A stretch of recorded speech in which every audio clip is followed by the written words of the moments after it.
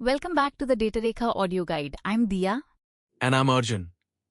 Today, a feature everyone says they want. Give my agent memory. And the uncomfortable truth that most agents need far less of it than the pitch implies. Start me at the basics. A user says, remember, my name is Maya. The turn ends, the context window is gone. Tomorrow they come back. Where did that name actually go? That's exactly the right question. Because add memory sounds like one feature, and it's really four, borrowed straight from cognitive science. Working, episodic, semantic, procedural. Same word, four different mechanisms, and crucially, four different lifespans. Okay, walk me through the four. But by lifespan, since you flagged that, Good instinct. Working memory is the only one that's ephemeral.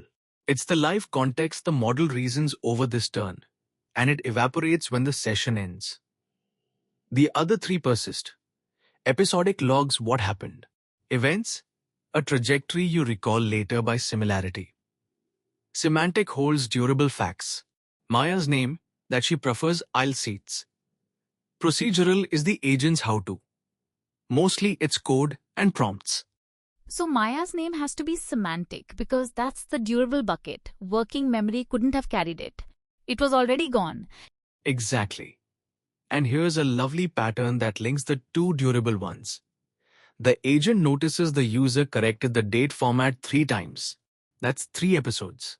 And consolidates them into one durable semantic fact. This user prefers dementia. Repeated experiences abstracted into a standing preference. Now, the cognitive science framing is pretty, but what is working memory in an actual production system? Because live buffer sounds like hand waving. It is. A bit. And this is the part the framing hides. In real systems, working memory is just checkpointed thread state.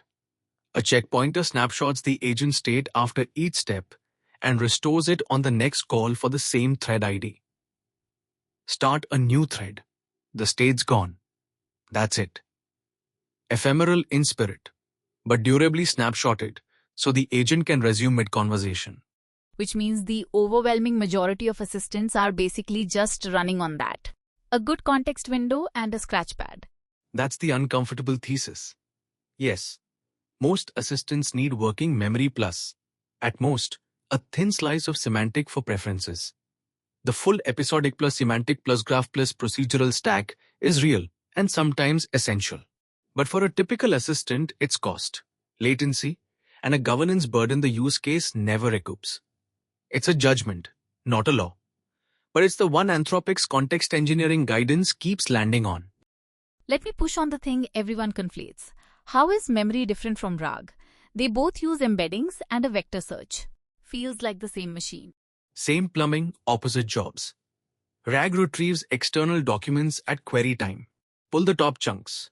Stuff them in. Answer what does the document say? Then forget. It's stateless and read-only. Memory persists the agent's own state and learned facts across sessions. And it has a right phase RAG simply doesn't have. The right phase, meaning it has to decide what's worth keeping before it can ever read it back. Right. Extract a fact. Decide whether to store it. Then later read it. As Leta puts it, retrieval is a tool for memory. It is not memory in itself. RAG answers what's in the world's documents. Memory answers, what has this user told me?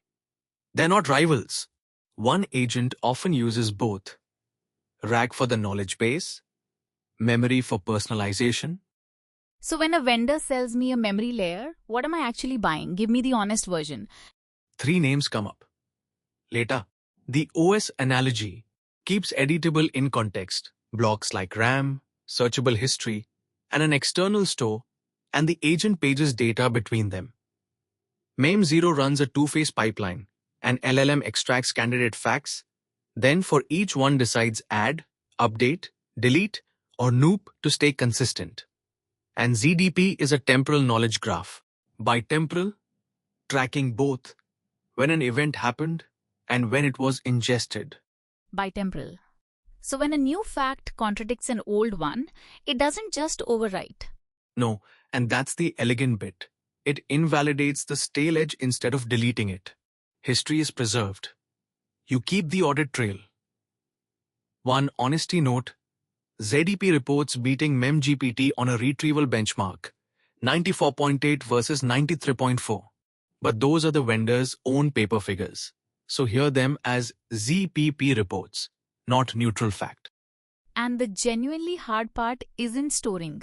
It's the governance. What to keep, when to forget, how to correct. That's where the real engineering is.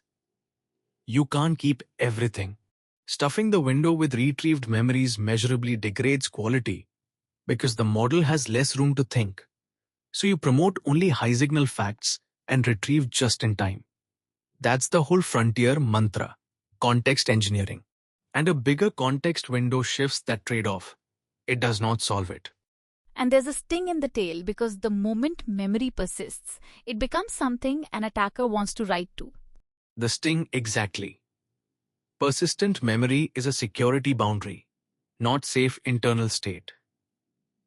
Memory poisoning plants malicious content into durable memory that survives sessions and triggers later. And the Minja result showed an attacker can do it through ordinary queries alone. No backend access. So the rule is blunt. Never write untrusted content to durable memory unvetted. So the one sentence to walk away with: memory is just state that survives. Pick the type for the durability you actually need, and notice how little the durable side has to hold.